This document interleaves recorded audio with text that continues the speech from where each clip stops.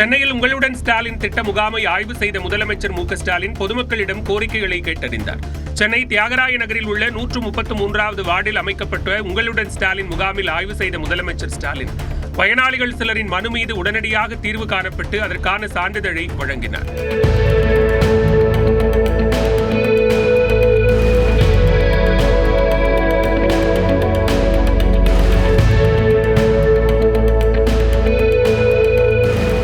முதலமைச்சர் ஸ்டாலினை கண்டதும் பொதுமக்கள் அவருடன் புகைப்படம் எடுத்து மகிழ்ந்தனர். மறைந்த நகைச்சுவை நடிகர் ரோபோ சங்கரின் உடல் சென்னை வளசரவாக்கத்தில் உள்ள மின் மயானத்தில் தகனம் செய்யப்பட்டது. வளசரவாக்கத்தில் உள்ள ரோபோ சங்கரின் இல்லத்திலிருந்து உடல் ஊர்வலமாக எடுத்துச் செல்லப்பட்ட நிலையில் சினிமா பிரபலங்கள், பொதுமக்கள் உள்ளிட்ட நூற்றுக்கணக்கானோர் திரண்டு வந்து இறுதி அஞ்சலி செலுத்தினர். தொடர்ந்து வளசரவாக்கம் மின் மயானத்திற்கு உடல் எடுத்துச் செல்லப்பட்டு தகனம் செய்யப்பட்டது.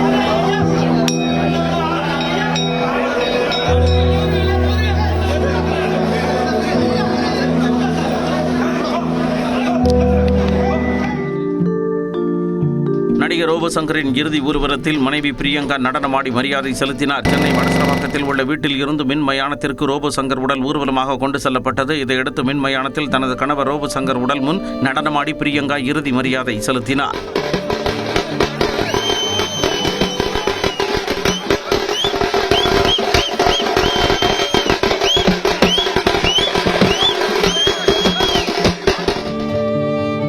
மறைந்த ரோபோ சங்கரின் உடலுக்கு அவரது மருமகன் கார்த்திக் இறுதிச் சடங்குகளை நிறைவேற்றினார். சென்னை வளசரவாக்கத்திலிருந்து மின்மயானத்திற்கு ரோபோ சங்கரின் உடல் நண்பர்கள், உறவினர்கள், பொதுமக்கள் சூழ ஊர்வலமாக கொண்டு வரப்பட்டது. ரோபோ சங்கரின் மறைவை ஒட்டி அவரது மருமகன் கார்த்திக் மொட்டையடித்து இறுதிச் சடங்குகளை மேற்கொண்டார்.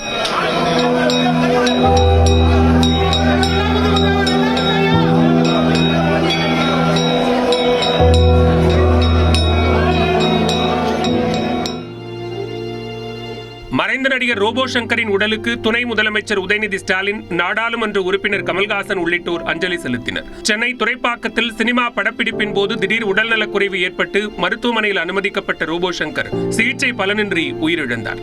சென்னை வளசரவாக்கத்தில் உள்ள வீட்டில் வைக்கப்பட்ட ரோபோ சங்கரின் உடலுக்கு அரசியல் தலைவர்கள் மற்றும் சினிமா நட்சத்திரங்கள் அஞ்சலி செலுத்தினர்.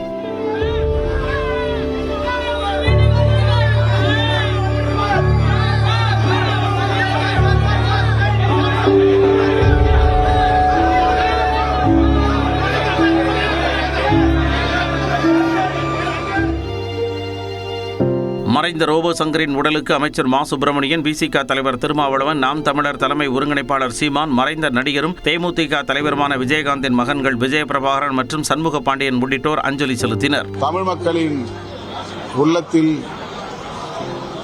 நிலையான இடம் பிடித்தவர். அவருடைய இழப்பு கலை உலகில் ஈடு செய்ய முடியாத ஒரு பேரிழப்பாகும். பல்வேறு சிறப்பு குணங்களை கொண்ட திரு ரோபோ சங்கர் அவர்கள் இன்று நம்மிடையே இல்லாதது மிகப்பெரிய அளவிலான வருத்தத்திற்குரிய ஒன்று. மறைந்த நகைச்சுவை நடிகர் ரோபோ சங்கரின் உடலுக்கு அரசியல் தலைவர்கள் மற்றும் சினிமா நட்சத்திரங்கள் அஞ்சலி செலுத்தினர். மாதிரி மஞ்சக்கமால வந்துருச்சு அப்படின்னு, சரி கவனம், இது உடல் மெலிந்திருக்கிறது குற்ற பிரச்சனை இல்லை, நீ உறுதியா இருக்கணும் அறிவுறுத்தி சென்றேன். அதுக்கப்புறம் பார்த்து சரியா தான் இருந்தார். ஆனா நேற்று இந்த செய்தி கேட்டு நம்ப முடியல, பேரதிர்ச்சியா இருந்தது. வெறும் 46 தான் ஆகுது அண்ணனுக்கு. எனக்கு என்ன சொல்றதுன்னே தெரியல, ரொம்ப கஷ்டமா இருக்கு. எல்லாரும் நம்மளை சிரிக்க வச்சது நம்ம கூட இல்ல. நகைச்சுவை நடிகர் ரோபோ சங்கரின் உடலுக்கு நடிகர் சத்யராஜ், சிவகார்த்திகேயன், இயக்குனர் பாக்கியராஜ், கவிஞர் சிநேகன், MS பாஸ்கர் உள்ளிட்ட சினிமா நட்சத்திரங்கள் அஞ்சலி செலுத்தினர். நான் அவரும் சிங்கப்பூர் சலூனில் ஒன்றா நடித்தோம். வயசு வித்தியாசம் பார்க்காம ரெண்டு பேரும் அவ்வளோ ஃப்ரெண்ட்ஸ் ஆகிக்கும். ரெண்டு பேரும் தலைவர் படம், புரட்சி தலைவர் எம்ஜிஆர் படம் நாரோடி பணில் வர வசனத்தை நாங்கள் ரெண்டு பேரும் ஒரு போட்டி மாதிரி வச்சுக்குவோம். திருவாரூர் மாவட்டத்தின் பல்வேறு இடங்களில் 3வது நாளாக மழை பொழிந்தது. சேந்தமங்கலம், அடியக்கமங்கலம், கானூர், எட்டியலூர், விளமல் உள்ளிட்ட இடங்களில் 2 மணி நேரத்திற்கும் மேலாக கனமழை பெய்தது.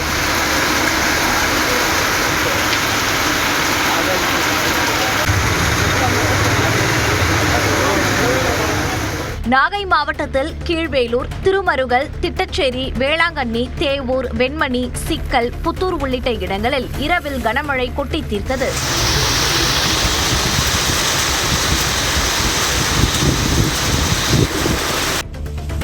ராணிப்பேட்டை மாவட்டத்தில் வாலாஜாபேட்டை, சோளிங்கர், ஆற்காடு, காவேரிப்பாக்கம், நெமிலி, சோளிங்கர், அரக்கோணத்தில் 2வது நாளாக மழை கொட்டி தீர்த்தது.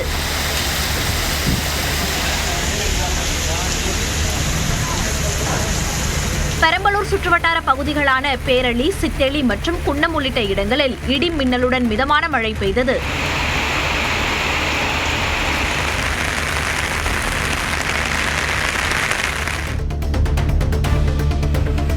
கருங்கல்பாளையம், மூலப்பாளையம், வீரப்பன்சத்திரம், மொடக்குறிச்சி, ஆவல், பூந்துறை உள்ளிட்ட இடங்களில் மழை பொழிந்தது. ரயில் நிலையம் பிரதான சாலையில் தேங்கிய மழைநீரால் வாகன ஓட்டிகள் சிரமம் அடைந்தனர்.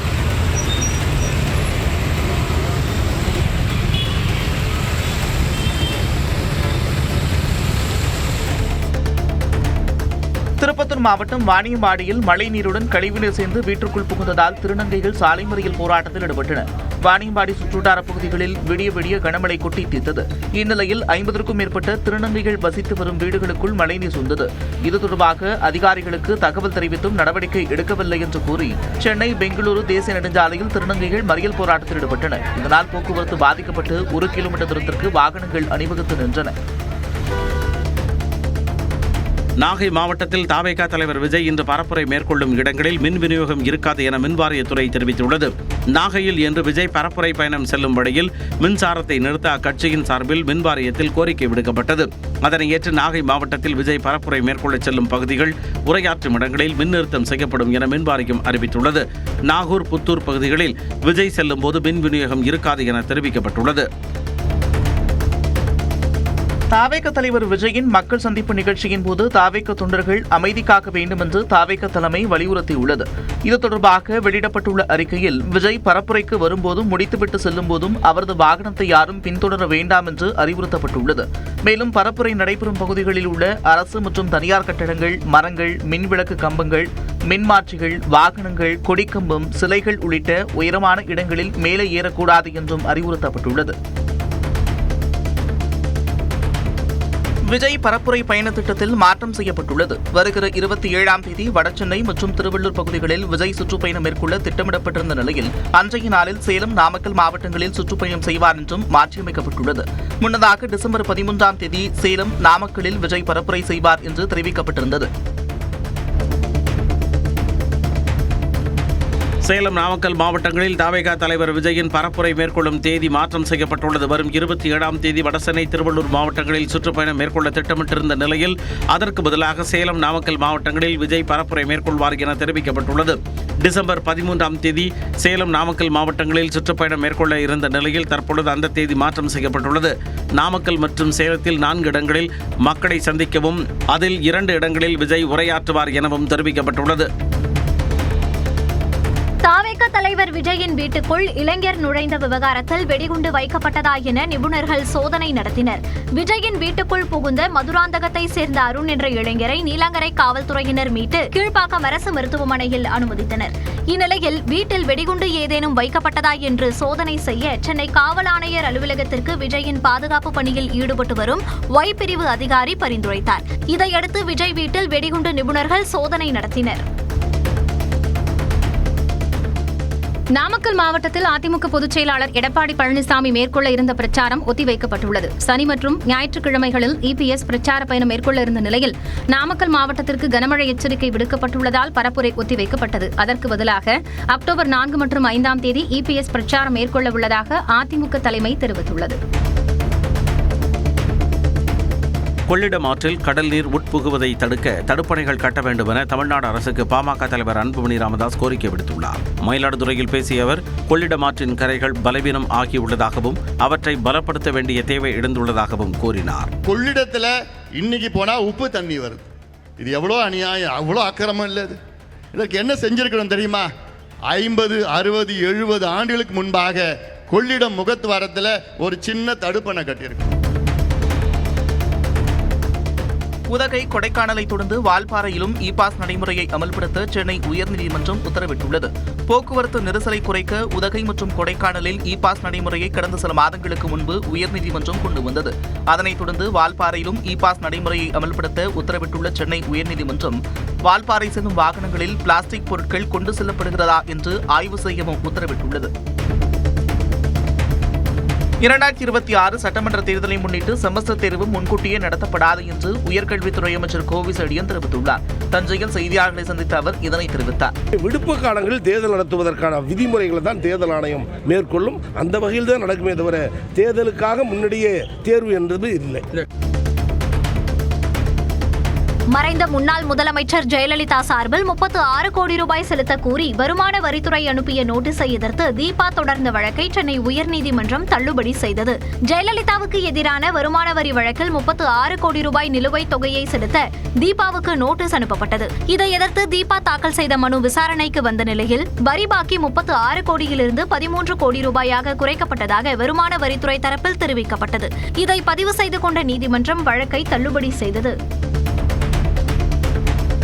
திருச்சி மாவட்டம் மணப்பாறை அருகே சொத்து பிரச்சனையில் அண்ணனை அடித்து கொலை செய்த தம்பி கைது செய்யப்பட்டார். மட்டப்பாறைப்பட்டியைச் சேர்ந்த 70 வயதான அரசனுக்கும் அவரது தம்பி 65 வயதான பழனியாண்டிக்கும் பூர்வீக சொத்தை பங்கிட்டுக் கொள்வதில் பிரச்சனை இருந்து வந்துள்ளது. இது தொடர்பாக இருவருக்கும் மீண்டும் வாக்குவாதம் ஏற்பட்ட போது பழனியாண்டி இரும்பு குழாயினால் தாக்கியதில் படுகாயமடைந்த அரசன் மருத்துவமனையில் சிகிச்சை பலனின்றி உயிரிழந்தார். தஞ்சாவூர் மாவட்டம் கும்பகோணம் அருகே விட்டுவிட்டு தொடரும் மழையால் நாற்று நடவு செய்து ஒரு வாரமே ஆன சம்பா பயிர்கள் நீரில் மூழ்கின. நத்தம், கருப்பூர், மஞ்சப்பாடி, அரசூர் உள்ளிட்ட பகுதிகளில் ஏக்கருக்கு 20,000 ரூபாய் வரை செலவு செய்துள்ள நிலையில் நிலங்களில் மழைநீர் தேங்கியுள்ளதால் பயிர்கள் அழுகும் நிலை ஏற்பட்டுள்ளது. இதனால் வடிகால் வாய்க்கால்களை உடனே தூர்வார வேண்டுமென விவசாயிகள் வலியுறுத்தியுள்ளனர். நீலகிரி ஓவேலி பகுதியில் சுற்றித் திரியும் ராதாகிருஷ்ணன் யானையை பிடித்து அடைக்க முதுமலை அருகே மரக்கூண்டு அமைக்கும் பணி நடைபெற்றது. 12 பேரை கொன்ற ராதாகிருஷ்ணன் யானையின் நடமாட்டத்தை ட்ரோன் மூலம் கண்காணித்து வரும் வனத்துறையினர் மயக்க ஊசி செலுத்தி யானையை பிடிக்க ஆயத்தமாகி வருகின்றனர். தக்காளியை அரசை கொள்முதல் செய்ய கோரி திருப்பூரில் விவசாயிகள் நூதன போராட்டத்தில் ஈடுபட்டனர். தமிழக கட்சி சார்பற்ற விவசாயிகள் சங்கம் சார்பில் 1 கூடை தக்காளியை முதலமைச்சர் தனிப்பிரிவிற்கு தபால் மூலம் அனுப்பினர். மதுரை காமராஜபுரம் பகுதியில் 7 வயது சிறுமியை தெருநாய் கடித்த சம்பவம் அதிர்ச்சியை ஏற்படுத்தியுள்ளது. தாத்தாவுடன் பள்ளிக்கு நடந்து சென்ற சிறுமியை தெருநாய் துரத்தி கடித்ததில் அவரது கை காலில் காயம் ஏற்பட்டது. இதேபோல் நாகமலை பகுதியில் பள்ளிக்கு நடந்து சென்ற 8 வயது சிறுவனை தெருநாய் விரட்டி கையில் கடித்தது. இருவருக்கும் மதுரை அரசு ராஜாஜி மருத்துவமனையில் சிகிச்சை அளிக்கப்பட்டது. இதனிடையே நாய் தொல்லை குறித்து பொதுமக்கள் அதிருப்தி தெரிவித்துள்ளனர். ராமநாதபுரம் மாவட்டம் முதுகுளத்தூர் அரசு மருத்துவமனைக்குள் காட்டுப்பன்றி புகுந்ததால் நோயாளிகள் ஓட்டம் பிடித்தனர். இறை தேடி மருத்துவமனைக்குள் புகுந்த காட்டுப்பன்றி அங்குமிங்குமாக ஓடியதால் நோயாளிகள் உறவினர்கள் அச்சமடைந்தனர். மகப்பேறு மற்றும் சிசு பராமரிப்பு பிரிவு பகுதிக்குள் சென்று பதுங்கிய காட்டுப்பன்றியை தீயணைப்பு மீட்புத் துறையினர் பிடித்துச் சென்று வனப்பகுதிக்குள் விடுவித்தனர். ராணிப்பேட்டை மாவட்டம் கரியாகுடல் கிராமத்தில் பள்ளம் தோண்டி அரசின் நேரடி நெல் கொள்முதல் நிலையத்திற்கு செல்லும் பாதையில் தடை ஏற்படுத்தியதாக குற்றம் சாட்டி பொதுமக்கள் சாலை மறியலில் ஈடுபட்டனர். பட்டா நிலத்தில் பாதை இருக்கும் நிலையில் நிலத்தின் உரிமையாளர் பள்ளம் வெட்டியதால் நெல் மூட்டைகளை எடுத்துச் செல்ல முடியாத நிலை ஏற்பட்டது. இந்நிலையில் நெமிலி வட்டாட்சியர் ராஜலட்சுமி, பேரூராட்சி செயல் அலுவலர் எழிலரசி மற்றும் காவல்துறையினர் நிலத்தின் உரிமையாளரிடம் பேசி தொடர்ந்து பள்ளம் மூடப்பட்டது. தமிழ்நாட்டில் 42 கட்சிகளின் பதிவுகளை ரத்து செய்து இந்திய தேர்தல் ஆணையம் உத்தரவிட்டுள்ளது. நாடு முழுவதும் தொடர்ச்சியாக 6 ஆண்டுகள் தேர்தலில் போட்டியிடாத, தேர்தல் கணக்கை தாக்கல் செய்யாத 474 அரசியல் கட்சிகளின் அங்கீகாரத்தை தேர்தல் ஆணையம் ரத்து செய்துள்ளது. இதில் தமிழகத்தைச் சேர்ந்த 42 அரசியல் கட்சிகளின் பதிவுகள் ரத்து செய்யப்பட்டுள்ளன. ஆசியாவின் முதல் பெண் ரயில் ஓட்டுநரான சுரேகா யாதவின் பிரிவு உபச்சார நிகழ்வு வெகு விமர்சையாக கொண்டாடப்பட்டது. 1989ஆம் ஆண்டு இந்திய ரயில்வேயில் உதவி ஓட்டுநராக பணியில் சேர்ந்த சுரேகா யாதவ் டீசல் என்ஜின் தொடங்கி வந்தே பாரத் ரயில் வரை பல்வேறு ரயில்களில் ஓட்டுநராக 36 ஆண்டுகள் பணியாற்றியுள்ளார். செப்டம்பர் 30ஆம் தேதியுடன் சுரேகா யாதவ் பணி ஓய்வு பெறும் நிலையில் ரயில்வே சார்பில் அவருக்கு பிரிவு உபச்சார நிகழ்வு நடத்தப்பட்டது. சிங்கப்பூரில் விபத்தில் சிக்கிய பிரபல அசாம் பாடகர் ஜுபின் கர்க் உயிரிழந்தார். சிங்கப்பூர் சுற்றுலா சென்ற நிலையில் ஸ்கூபா டைவிங் நீர் விளையாட்டில் ஜுபின் கர்க் ஈடுபட்டிருந்தார். அப்போது தவறி நீரில் விழுந்ததாக கூறப்படுகிறது. இதில் காயமடைந்த ஜுபின் கர்க் சிங்கப்பூரில் உள்ள மருத்துவமனையில் அனுமதிக்கப்பட்டார்.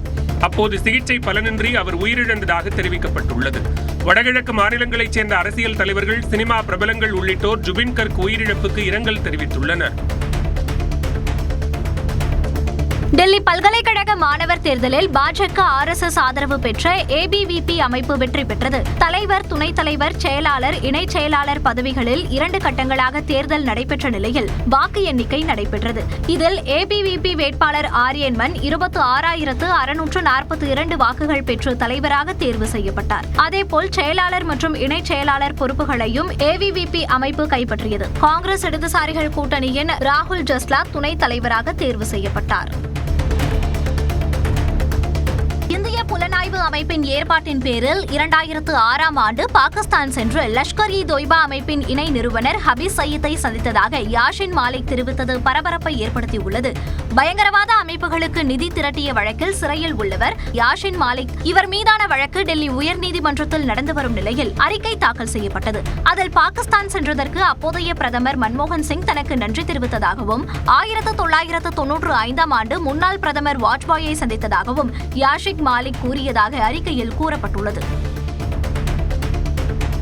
சீனாவில் சாங்சூன் ஏர் ஷோ கோலாகலமாக நடைபெற்றது. ஜிலின் மாகாணத்தில் நடைபெற்ற சாங்சூன் ஏர் ஷோ நிகழ்ச்சியில் சீன ராணுவத்தின் J-10, J-20, KJ-500 உள்ளிட்ட போர் விமானங்கள் வானில் வண்ணப் பொடிகளை கக்கியவாறு வர்ணஜால சாகசங்களை நிகழ்த்தின.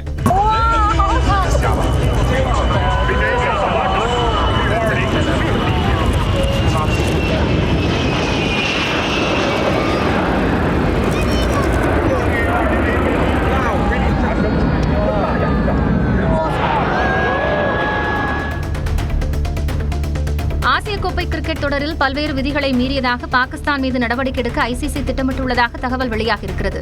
கடந்த புதன்கிழமை நடந்த ஐக்கிய அரபு அமீரகத்திற்கு எதிரான ஆட்டத்தில் தாமதமாக மைதானத்திற்கு வந்தது, டாஸ் போடும் போது விதியை மீறி பாகிஸ்தான் ஊடக மேலாளரை ஆடுகளத்திற்கு அழைத்து வந்தது உள்ளிட்ட பல்வேறு விதிமீறல்களில் ஈடுபட்டதாக புகார் எழுந்துள்ளது. இதற்கு விளக்கம் கேட்டு பாகிஸ்தான் கிரிக்கெட் வாரியத்திற்கு ICC தலைமை செயல் அதிகாரி சஞ்சங் குப்தா மின்னஞ்சல் மூலம் கடிதம் அனுப்பியுள்ளார்.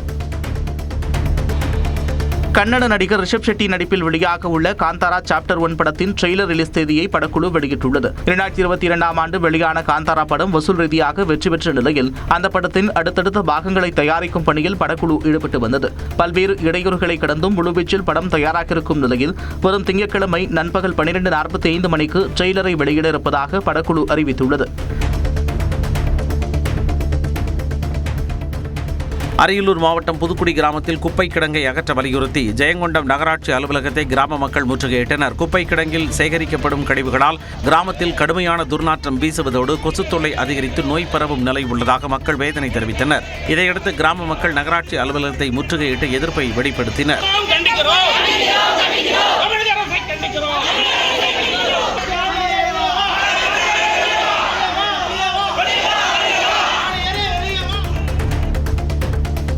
ராமநாதபுரம் மாவட்டம் சேத்துக்கரை தெற்கு மன்னார் வளைகுடா கடல் பகுதியில் கடல்வாழ் உயிரினமான கடல் பசு இறந்த நிலையில் கரை ஒதுங்கியது. இறந்த பெண் கடல் பசு சுமார் 300 கிலோ எடை கொண்டது என வனத்துறையினர் தெரிவித்தனர். கடல் பசு பாறைகளில் மோதியதில் உயிரிழந்ததா அல்லது உடல்நிலை பாதிக்கப்பட்டதில் இறந்ததா என்பதை அறிய உடற்கூறாய்வு நடத்தப்பட்டது. பின்னர் கடல் பசுவின் உடல் கடற்கரையோரம் புதைக்கப்பட்டது. பள்ளிகளில் குறைந்தது 250 மாணவர்கள் இருந்தால் மட்டுமே உடற்கல்வி ஆசிரியர் பணியிடம் அனுமதிக்கப்படும் என்ற பள்ளி கல்வித்துறையின் கட்டுப்பாடு பொருத்தமற்றது என உயர்நீதிமன்ற மதுரை கிளை தெரிவித்துள்ளது. இது தொடர்பான வழக்கு விசாரணையின் போது சோம்பேறித்தனமாக இருக்கும் நமது குழந்தைகள் ஆன்லைன் விளையாட்டுகளை விளையாடுவதால் உடல்நிலை மனநிலை பாதிக்கப்படுவதாக நீதிபதி ஆஷா குறிப்பிட்டார். உடற்கல்வி ஆசிரியர்கள் பணி நியமன கட்டுப்பாட்டுக்கான காரணம் குறித்து பள்ளி கல்வித்துறை செயலாளர் பதில் மனு தாக்கல் செய்ய நீதிபதி உத்தரவிட்டார். ராமநாதபுரம் புறநகர் போக்குவரத்து கழக அலுவலகத்திற்குள் புள்ளிமான் புகுந்து தஞ்சமடைந்தது. அதனை போராடி பிடித்த தீயணைப்புத் துறையினர் வனத்துறையினரிடம் ஒப்படைத்தனர். முதல் உதவி சிகிச்சைக்கு பின் புள்ளிமான் சக்கரக்கோட்டை காட்டுக்குள் விடப்பட்டது.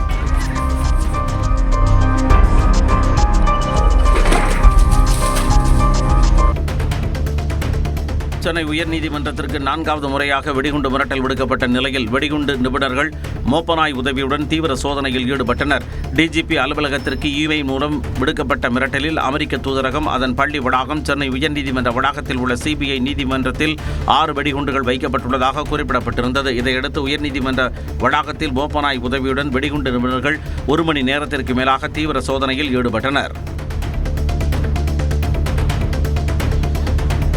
தூத்துக்குடி மாவட்டம் கோவில்பட்டி சார் ஆட்சியர் அலுவலகத்தை கிராம மக்கள் பேரணியாக வந்து முற்றுகையிட்டதால் பரபரப்பு ஏற்பட்டது. முடுக்கலாங்குளம், பெரியகுளம் கண்மாய் ஓடை மற்றும் பொதுப்பாதையை ஆக்கிரமித்தவர்கள் மீது நடவடிக்கை எடுக்கவும், குடிநீர் பைப்லைன் சேதம் குறித்து புகார் தெரிவித்தவர்கள் மீது போடப்பட்டுள்ள பொய் வழக்கை ரத்து செய்யவும் கிராம மக்கள் வலியுறுத்தினர். காவலர்கள் தடுத்ததால் வாக்குவாதம் ஏற்பட்ட நிலையில் அலுவலர்கள் பேச்சுவார்த்தை நடத்தி நிலைமையை கட்டுப்படுத்தினர்.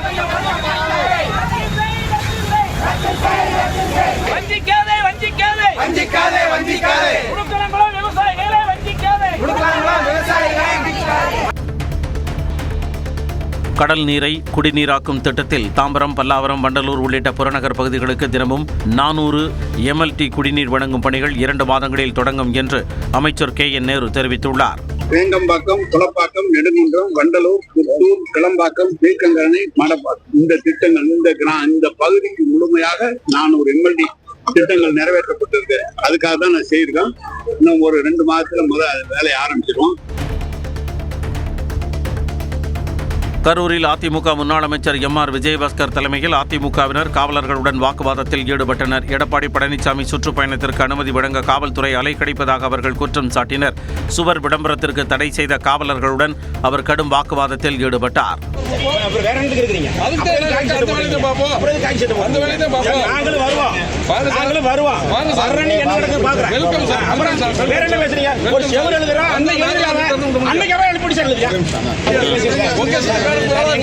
நீங்களா ஆள் கொண்டு சொல்லுங்க.